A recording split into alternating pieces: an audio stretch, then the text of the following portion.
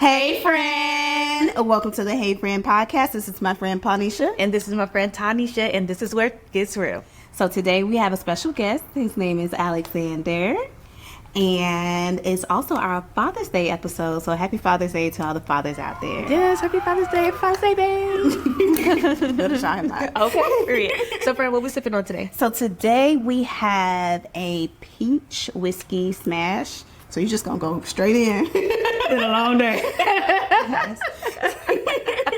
But go ahead. So the peach whiskey smash, this has peach Crown Royal. It has simple syrup, lemon juice, muggled peaches, mint, and it is garnished with mint and peaches. I'm noticing all the summer drinks. You see? Yeah, I see you, girl. Cheers.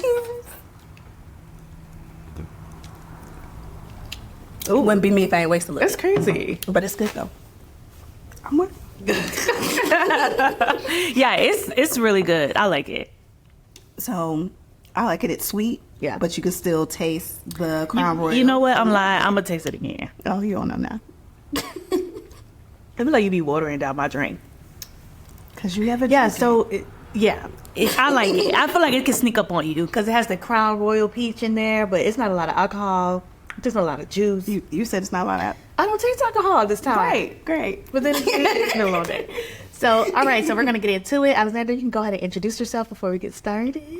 Yeah, well, I'm excited to be here. We're excited to have you. So I guess, I don't know, like a background or how I got into what I do.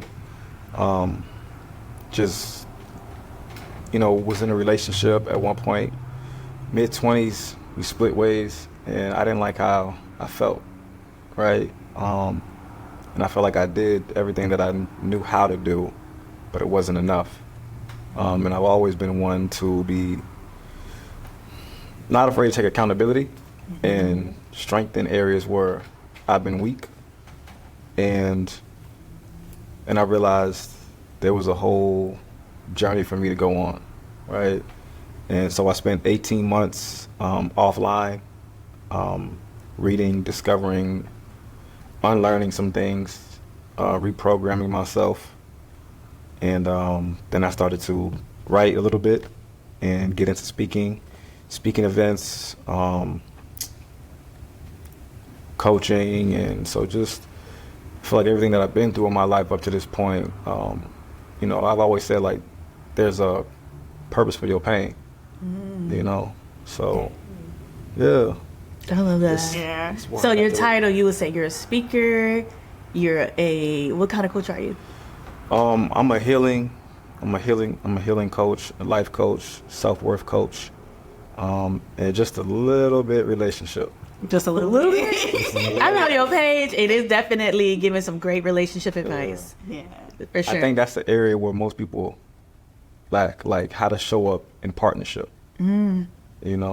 Not just relationship, but partnership. Like, how do you handle maybe your mom or your dad, or Any type of if you're a father, Right. like, you know what I'm saying? It doesn't have to be just Holistically. Yeah. Yeah. Relationship. So you don't want to just be unbalanced in certain areas. Absolutely. Because those things show up in romantic relationships. It does. Right. I've actually been following you for a while. I think even prior to you becoming like a coach and like going viral and getting thousands of views. I've been following you for a minute. So I was really excited to see that like you actually became a life coach and you turned a not so good situation into a better situation for yourself, and it helped better you going forward. So I really appreciate that. I was like, I felt like I knew you, even though I didn't know you. Right. But I felt like I did just because I had seen the part of the journey, right? Because social media only shows a part of the journey. So I felt like I had seen a part of your journey and saw your growth, and I was like, wow, that's really good for him. Right. Because you're from Orlando too, right? Yes, I'm from Orlando. Oh, see, exactly. So it's like feels good. It's like one of our own. Like, look at us followers. Look at us. So it's really good, and I'm so happy that you came and wanted to join us. So before we get started into our questions, we just have a little gift for you. Okay. So let's bring it down. High stuff, huh? Just a little bit. Just a little bit. Okay. Just a little something. So this is from Hey Frienn to you. just for coming out. Want me to open it? Yes, please.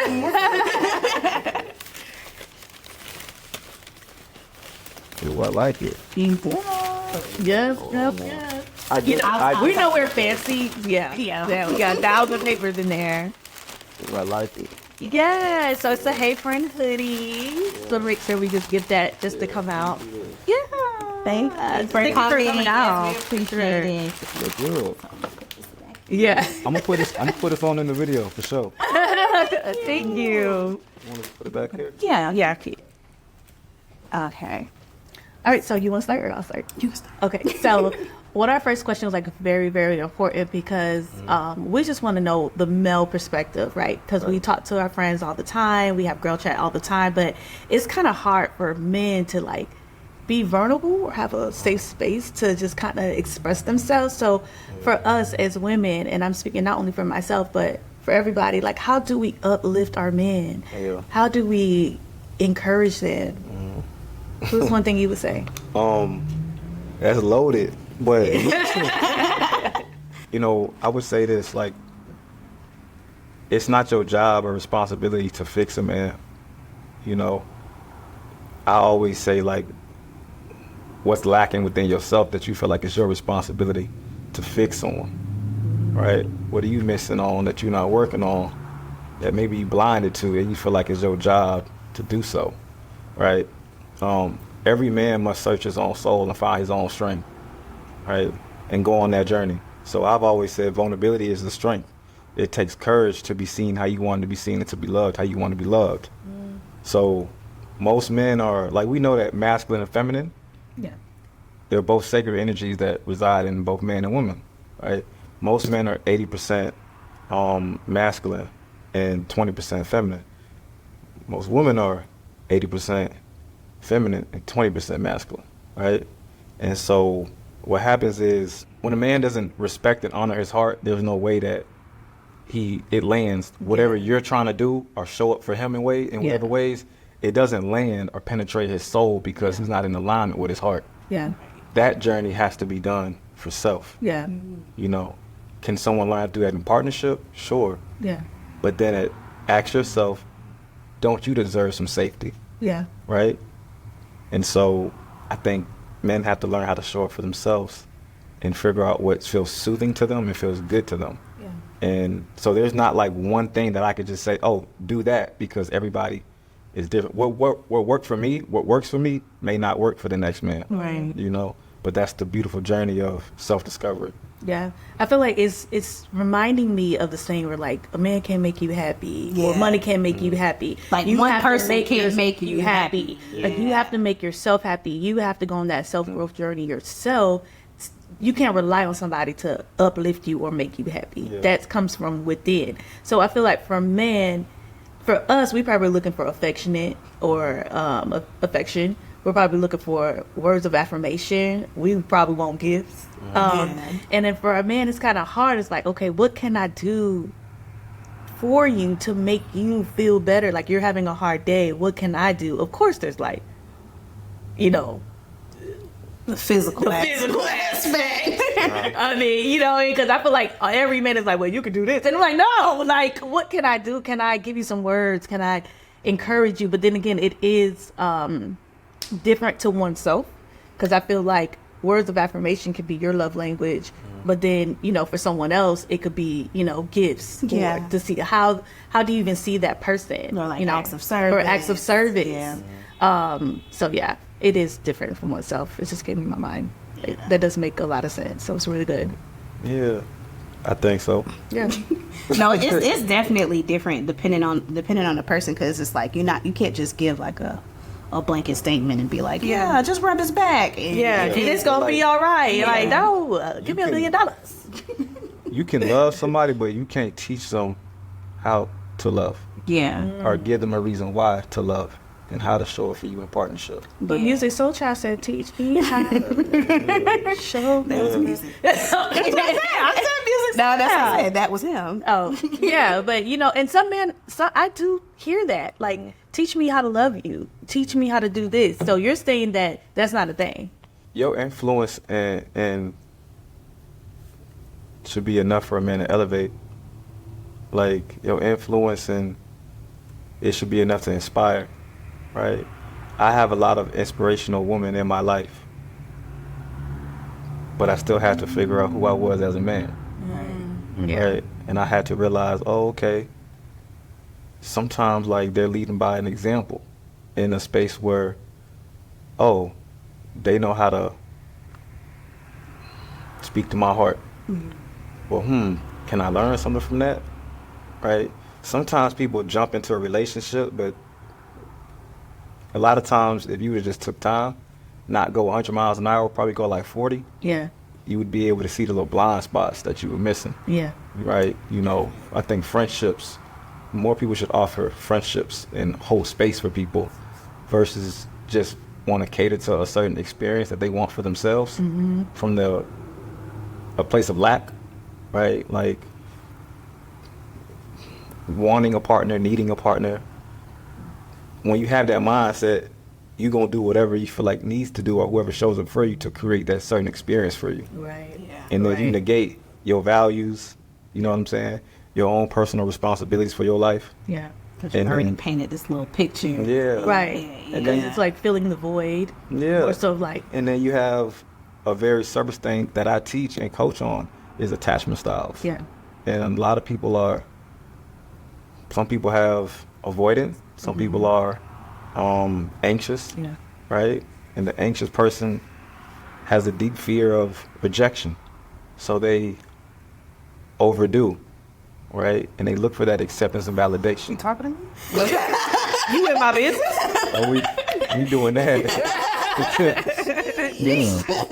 But a lot of people also have avoidance tendencies where they would say, use the term love bombing, where they go 100 miles an hour and they do everything to secure an anxious person's heart. And they feel like, oh, this is amazing. This is what I've always, you see how they're pulling on each other? Yeah. But that avoidant person is in a space where it's like, hold on, I'm really afraid of deep intimacy. Yeah. So the thing that he really or she really wants, the subconscious fear is there saying that, no, because the last time you did it, this will happen.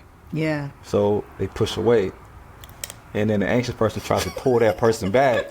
See what I'm saying? Yes. I know exactly what you said. I'm a work in progress. We don't need your phone number. I'm working on it. This was really good. But it's okay though. Like I always say, like, don't look at yourself as a project. Like there's something that's always needing to do, because a lot of people feel like love is something that it needs to be achieved. Yeah. And when you achieve, you are in a performance state, right? And there's a difference between chasing and pursuing, right? So allow somebody to pursue you, right? Not chase you, right? Chasing means that you're not even cooperative. But then at the same time, it's pulling on those heartstrings. And there's a cycle. And so sometimes if someone dealt with rejection, let's say, or they were picked on in middle school or something like that, they were bullied, or maybe their dad wasn't there, or mother was always competing with them in their acceptance kind of a thing, then a lot of times they look for, or they want a partner to have that chase. Because it gives them that little, you see me, you want me, you're not really reciprocating because you feel like, this is what I always knew what I deserved. You know? Ooh, so let's talk about pursue. So, are you ready? What's that? What that's supposed to look like? Yeah, because we know chasing, that's what everybody wants. Like, you're calling me, you're texting me, you're letting me know that you want me or you see me. Now, pursue, that might look different. Yeah, what does that look like? What's your definition? I always say pursuing, it feels yummy, right? It feels good, right? Sometimes, so like, watch this. Sometimes, like, people look for chemistry, and they look for that chemistry that is so high. But this chemistry can turn toxic. Right. Right. Chemistry can also be a rush. Right. It can feel good. That's cool. But just because I'm hungry doesn't mean I need to eat a burger that's gonna make me feel full and stuffed. Right. I can still eat a salad. It's still good for me. So sometimes, a lot of times, we can have a good chemistry, but this person, we admire this person, there's a connection there, there's a commitment there, right? And there's compatibility. But if you're looking for the chemistry, sometimes you're going to miss out on a good person. Looking for chemistry. You're looking for that high. You're looking for that high, that quick hit, that quick fix. And then you're like, oh, shoot. Yeah. Like, what am I doing here? Yeah. And a lot of times, like, what happens is, now we've invested so much into each other. Whoa, let's try to make this work now. Yeah. And, yeah. But to the pursuing part, you know, even on a date, right? Like, if a guy shows up with flowers or a card or a candle or something that says, I see you. Right. I thought about you. Right. And so that's different if he's texting you, you know, or maybe he's busy, right? One thing that I got into is sending video messages, right? Not the voice memos, but the video messages. And so a great way to, I feel like, let somebody know, like, it's different, you know, and it's different from when you stand out. Yeah. You know, there's nothing wrong with standing out or earning time. Right.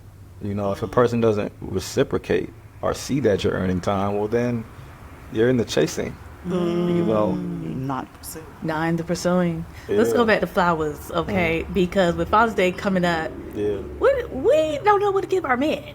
You know, and because we always have this conversation, especially for me. Like, I'm like, what do I give? Like, you know, and there's nothing as like flowers, chocolate, candles. For men, we got to go out there and spend a bag. So what is? No, I know, but I just feel like you overthinking. We be overthink it, and then you know Father's Day is here, and you feel like, okay, I gotta get shoes, I gotta get, you know, cologne, I gotta get, you know, $200 cologne. Yeah. So it's like, what keep us? We know men can give us flowers, and that can be it. Like, I'm thinking about you today. It doesn't even have to be on a special occasion. It just be like, I'm thinking about you. So what can we give our men that's like, I'm thinking about you? Yeah. Like. All right. So when you think, what part of your body are you using to think? Your mind.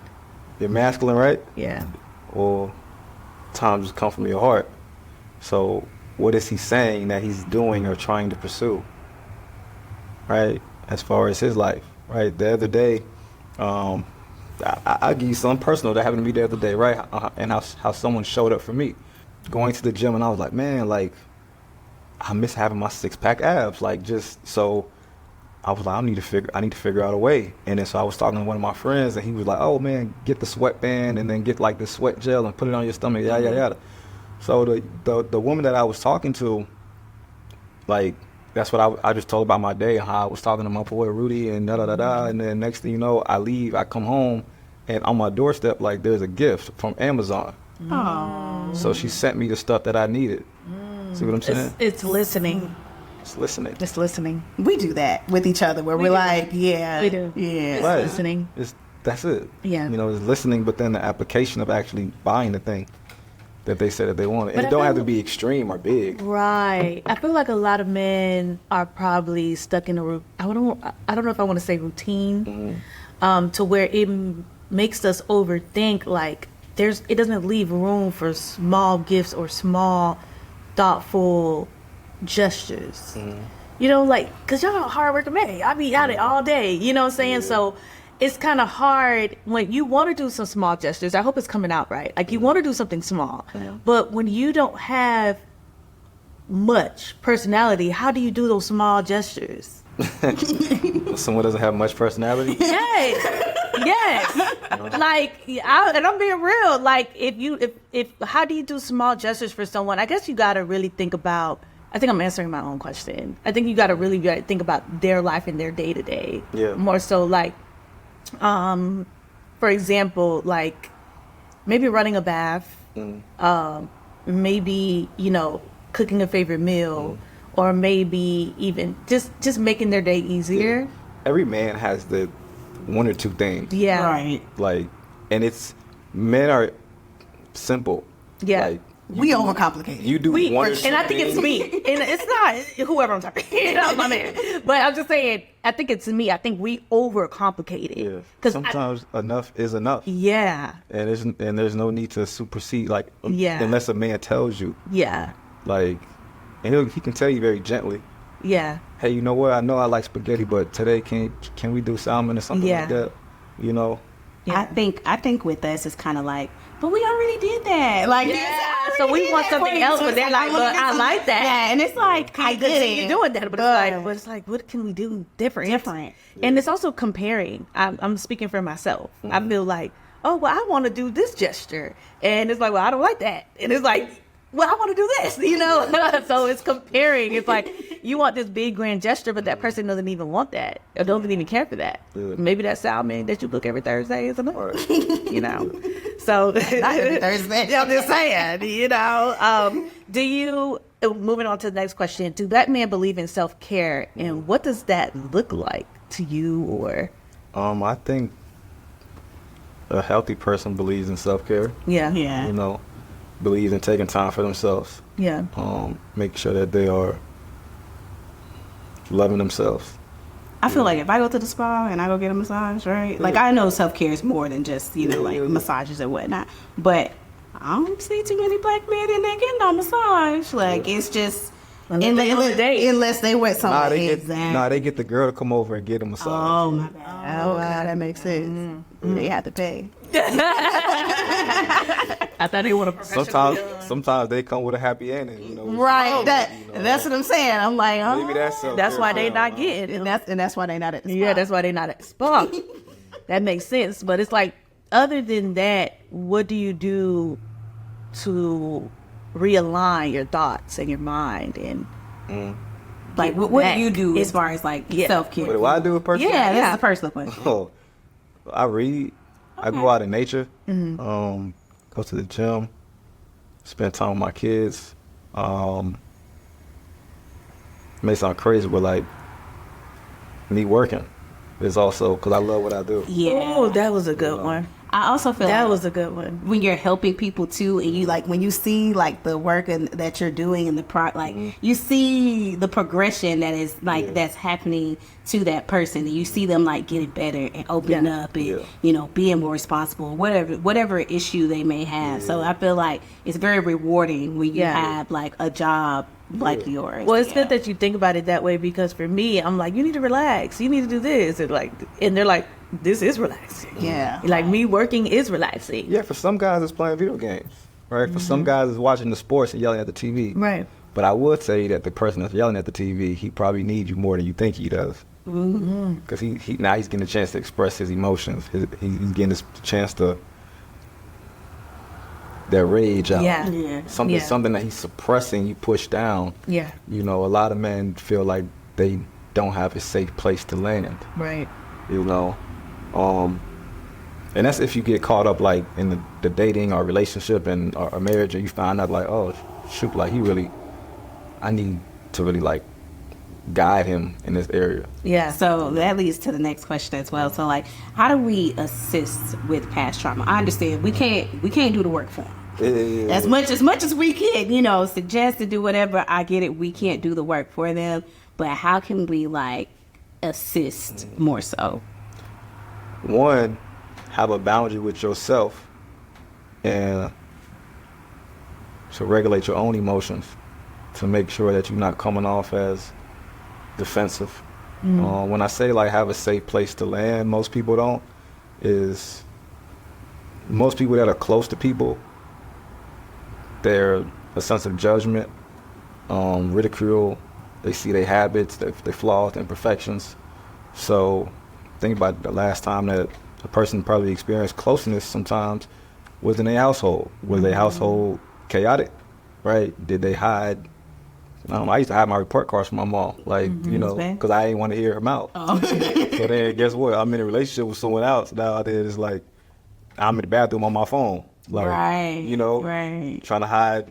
Whatever. So, but until you kind of go in that space, you know, that dark space and provide, you know, some light or see why you even triggered to even conform to that space, right? As far as women, like what they could do is, one, I'm not in the business of telling women what to do, because it's a dangerous place where you do that. Yeah, just find out, like, okay, like, ask yourself, what's their attachment style, right? Oh, they're avoidant. Oh, okay, well, that means that, like, I need to have more grace in this area right here. I need to love them to a secure space. Yeah. Right? Sometimes walking them through, or going to couples therapy with them, you know. But you can't do the work, you know. For them. Right. For you them. gotta do I tend to ask that. So like when things calm down, be like, so what triggered you to be like, to go 0 to 100? You know what I'm saying? So that's more so a question I'll ask, like, so like basically how we got here, because all I said was, you know, have a nice day. You got attitude. What's what's the problem? It's not you. Yeah. It's the thing that's showing up now for them. Right. So that's why I'm like, I'll be like, so what triggered that? Like, all I said was X, Y, and Z, and you just blew up. And then that's how I try to like break it down, because I'm like, I didn't think I did anything wrong, and then you just flew off the handle for no reason. If that person's avoided and they're not actively working on themselves, then they're pushing you away even still. Yeah. Right. Yeah.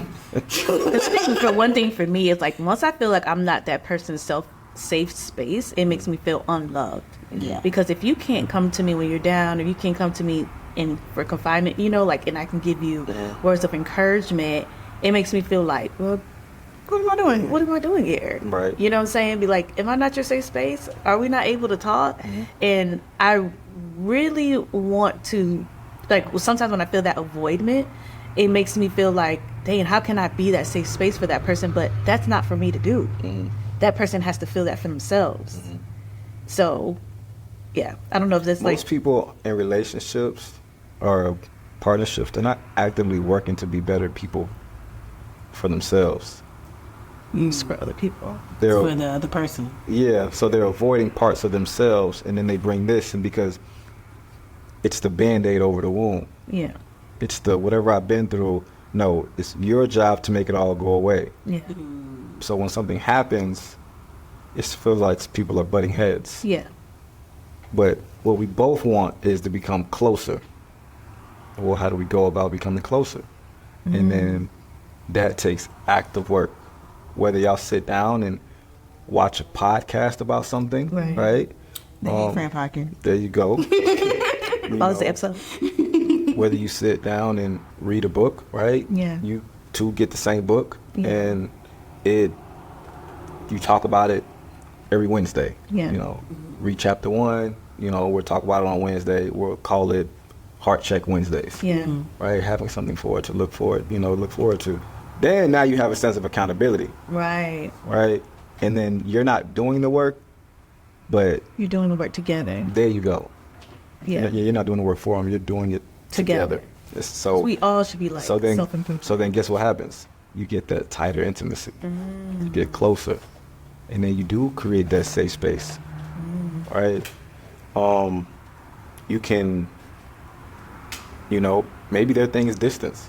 You know, okay, cool. You know, maybe you switch up from not texting as much to voice messages, right? For me in my life, I may work 8 hours a day, and between time, like, I may not have time to talk or check in, but in a way that someone can show it for me is something that I've done that works well with me is to, you know, hey, I'm busy right now. I'll make a video, and I'll say, hey, I'm busy right now. I'm between clients. You know, I'm I'm doing this, doing that. After this, I'm gonna, hey, are you free at 7? Let's say I'll go to Bar Italia down the street, right? And then make a reservation, send her a reservation, and say, hey, you know, I'll talk. You know, we can talk after work, right? Or I'll make food after work, and then she can come over, and then we can talk. But it has to be somebody that can uplift, right? Someone that is, because that's a different energy. Someone who accepts me for me. Everyone's not going to accept you for you, right? But if I like Gucci, but Gucci isn't your thing, right? And I can buy my own Gucci, right? Father's Day is coming up, but if he like Gucci, get him a Gucci shirt, right? Right. You don't have to give it to him all the time. Right. You know what I'm saying? But do you accept his thing and his vice, right? Yeah. And he's like, oh, okay, she sees me. Yeah. Yeah. That's really good. And it goes to our next question, like, do we set too high of expectations for our spouse? I feel like a lot of women probably do. Like, do you feel like that's something everyone does? Or is it just a female thing? Do male do it too? Set high expectations. In a relationship, like, I need you to call me every day. Yeah. 3 times a day. I need yeah, but I don't know if it's just like a high expectation or just the standards exactly. or expectations, or are we expecting too much? I feel like sometimes it can feel that way. Like, am I doing too much? Am I expecting too much? You know, I feel like we always ask ourselves that, like, is that doing too much? If it feels like it. Or if they're telling you. Yeah. Yeah. You know, hey, right now, you know, you don't have to show up for me in that way, Yeah. right? It's up to you to take it personally, though. Yeah. Because what you think that you want to do may not land with me at the particular time. Yeah. And it may be good, but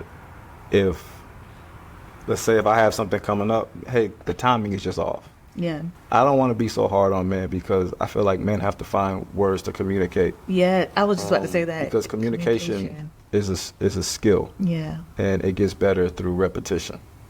You know, like I said, women are inspiring. Like my mother taught me that.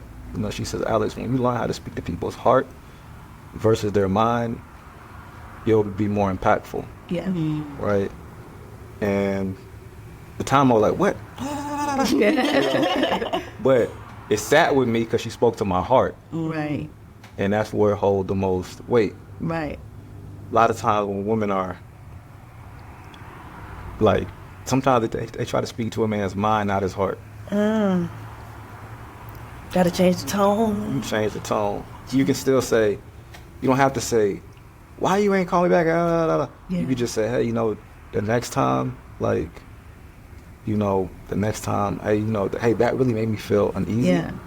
And, you know, I want you to show up for me in this way. Yeah. Or even like, I was concerned. I was worried about you. You know, why didn't you pick up your phone call? Like, that's different. Yeah. You know, why you didn't go on phone call? Yeah. When really you're concerned. Yeah, so just changing the language a little bit. Yeah, I feel like most of the time it's like because your emotions are high. Because you're probably thinking the worst case scenario, like where is he? What is he doing? And it's like, is he in a car accident? Like, is he asleep? Like, he's not answering the phone. He's normally answering the phone. Especially when it's repetitive. Like, you're known for this. Yeah. You're known for not picking up my... It's a routine. Yeah. But, you know, it also comes with, like, I need you to also tell me, like, oh, and you have to have proper tone, too. If I'm coming at you with proper tone, you need to...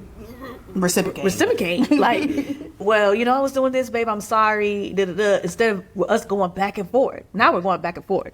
So yeah, it's something like that. You just say, you know, hey, listen, your tone is a little bit high, and I'm not going to tolerate you speaking to me that way. And if it continues, I'm gonna just shut the conversation down, and we'll talk later when the adult is in the room, right? Not the adult.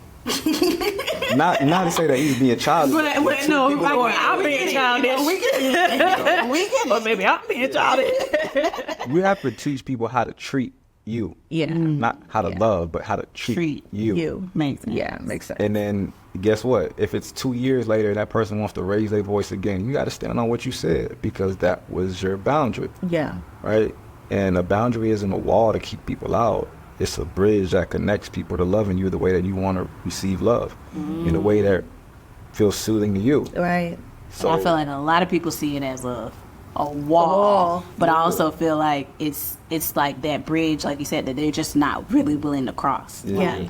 Even biblical, right? Like it always says, I forget what scripture, but it says, everything that you do, like let everything you do be done through your heart. Right. Because everything comes through flows through it. Exactly.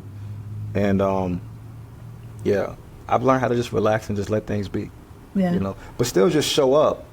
You know, show up and feel my heart, feel the space that it takes up, And then when I need to switch it into a masculine mode to where I'm doing, then I go, you know, and I do. And I think it's moved by choice, never by force, right? What part about me is feeling like I have to do more, right? Well, I don't like how this feels. Well, let's create a conversation around it. Yeah. Right? In a way where, hey, you know what we did the last 6 weeks, you know, it's not really working anymore. Like, can we figure out a way Switch it up. Yeah. a little bit, you know? Yeah. People should understand that, Yeah. you know? That's really good. I think, like, what I'm taking away from this conversation mostly is, like, to think about the heart less than the mind. Yeah. Because sometimes their heart is in the right space, but because of the day-to-day routine or what they got going on, their actions are coming from their mind and not their heart. So that's Because really the wounding, good. it's the even though that they're masculine, the masculine has been wounded Yeah. by pain and trauma. Right. Right? So they could have a best friend, right? Like I had a best friend growing up in like middle school, and then in high school, like he broke into my mom's house and like took everything, right? And so for up until like 2 years ago, I didn't let none of my friends come over. I didn't let none of my friends come around my kids. I didn't let none of my kids. I didn't let none of my friends get really close to me. And then I realized that this was affecting me in relationship. And then I had to start, man, you know what? They've actually been showing up for me, and I'm not that version of myself that even attracted that type of person. And so I had to go back to my 18-year-old self and show him that, like, hey, look, it's fine, it's cool, right? Yeah. A lot of times that's what healing looks like. It's going back to those traumatic events. Yeah. You know, and that way. So when one of my friends comes over, and you know he's opening the fridge and trying to get something to eat, I'm like, man, like, you know, relax. But I remember it was a good 10-year gap. Right. No one could come over when I deeply wanted like brotherhood. Yeah. You know what I'm saying? But it was preventing me from so much. Yeah. You know. Yeah. Yeah, sometimes it feel like, why you let me fridge? But I don't say that with you, but like, because I be checking. I go in there like, what you got in here today? What you changed in here? What you found in here? Right. But that's the brotherhood and sisterhood. Right. You know, that connection. And that's important too. Yeah, you need that. You need it for sure. Because like, I don't ask to go in your refrigerator. I just feel like, Yeah, you just go in. yeah, You ate the cookies yesterday. totally. But for our last question, let's use society. Yeah. Yeah. So I guess go ahead. So the question is, what do you wish that society knew more so about black men? Like, you know, a lot of times society sees black men a certain way. So we just want to know, like, what do you feel as if society should know more about black men? I think more people should offer softness to black men. Yeah. More grace. So, I'll put this in here. See a black man, give him a hug. Right? And let him know, like, you're proud of him. yeah. You know, everything that he's gone through, everything that he's been through, everything that he's is trying to aspire to be. Like, a lot of times people are like, for me, I'm first generation American, right? And so my mother and father came here to America with a dream, right? And so there are a lot of times when I was growing up, I felt like I was too, like, some of my peers I wasn't black enough to be with the black people, and I wasn't Spanish enough to be with the Spanish people, right? And so that was a challenge, but luckily for me, I found sports. And sports, it unifies, you know? And so I had an issue with like having friends, you know? And then it affected my ability to like trust, you know? And then I went through, like I just told y'all, a decade of not trusting, you know, people to get close. Right. And so, but no one, you couldn't look at me and tell me that, like, oh, he had an issue with, you know, with trust. Right. You know? Right. And then I was like, well, what part about me am I not trusting? Yeah. Right? And then, okay, cool, go back to heal that wound. and then okay, try it again, right? So I think safety, and grace, patience. Yeah. You know, I think that's what society could offer to our black men. You know, and we knowledgeable as fuck. Like, to be real, like, and, you know, we, anything that we do, whatever space that we're in, like, there's cameras and shit here. Like, you know, like, y'all looking around. Black people learning how to work cameras and shit. But in the 90s, it wasn't popping like that. You know what I'm saying? And so, whatever spaces that we want to be in, like, we'll dominate. Yeah. But we'll even go farther having a woman to inspire us and see something in us that sometimes we didn't see in ourselves. Yeah. Right? And so I've always said, like, my mother always said, Alex, a woman multiplies. Yeah. Right? She said, so give her love, she's going to multiply that too. You give her a salary of $60,000, like, in 2 years, a year, like, it may be 120. Like, you give her an idea, she, you know, it may be speaking on the camera, right? One of my cameras that I actually bought last year, just talking to one of my clients, I was like, I'm about to, you know, do this, and then knock, it was dropped off a camera, right?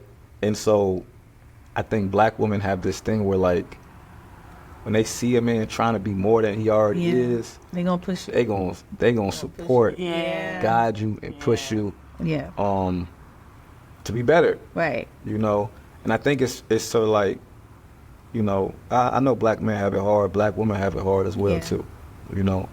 So I think love, it covers a lot of things. Yeah. You know, genuine, healthy love. Yeah. Yeah. You know. Healthy love. Not toxic. Not toxic, not love bombing. Right. Yeah. Just the pace of it. You know, there's been people who have watched, you know, and supported my journey.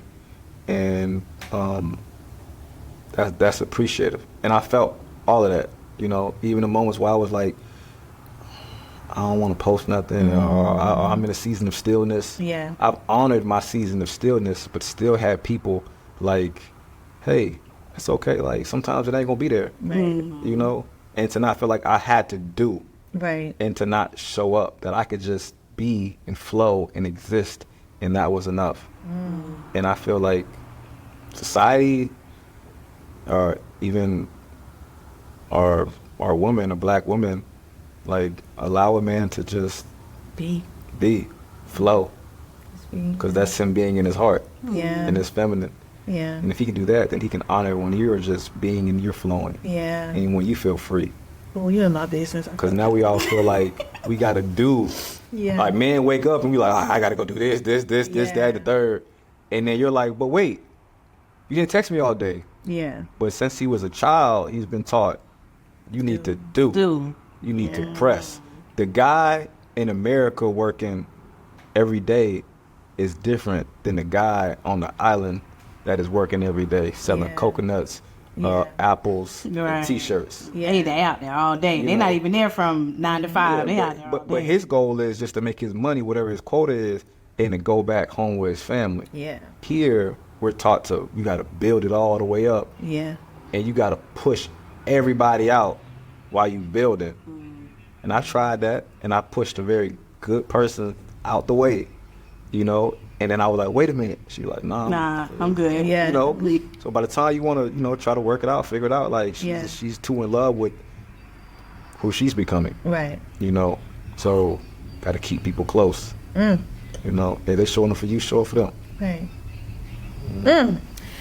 Whoa. Frienn, that was good.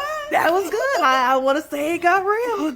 It did. It was such a good conversation. Thank you so much. You're actually the first male on our show. And happy Father's Day. Yes, happy Father's Day. Absolutely. So yeah, it was real. It was good. I hope you guys enjoyed this conversation. It was so good.